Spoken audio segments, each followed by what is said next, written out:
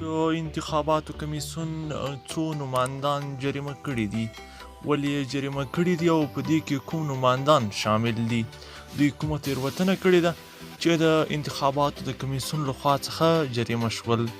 سلامونه او پښتنه مینه، تاسو ګورئ ټاپ پښتو چینل.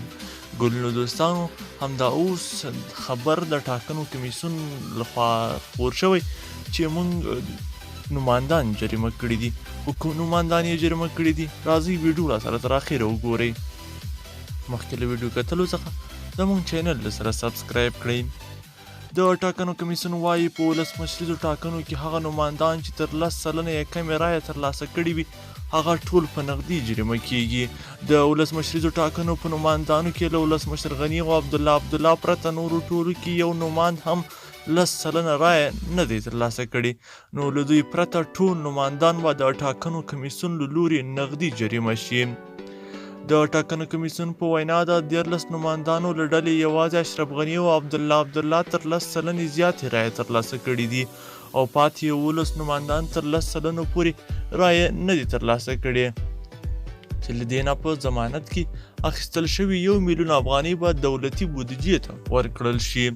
په دغه 11 نمایندانو کې ګلبدین حکمتیار، رحمت الله نبیل، فرامرز تمنا، سید نور الله جلیلی، عبداللطیف فدرام، عنایت الله حفیظ، محمد حکیم تورسن، احمد ولی مسعود، محمد شهاب حکیمی، غلام فاروق نجرابی او نور رحمان الله شامل دي.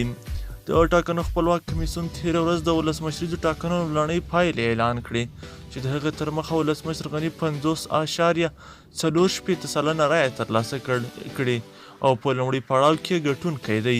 همداراز ورپسې بیا عبدالله راغلی دی چې هغه 90.25 سلنه رایې ترلاسه کړي دي. همداراز ګلبدین حکمتیار 3.15 سلنه او رحمت الله نبیل 1.8 سلنه.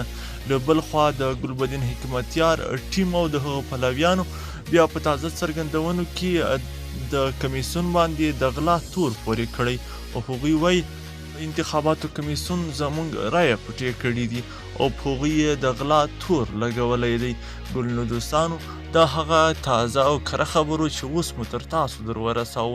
د لا ښه کره او دقیق معلوماتو لپاره زموږ چینل سره سبسکرایب کړئ.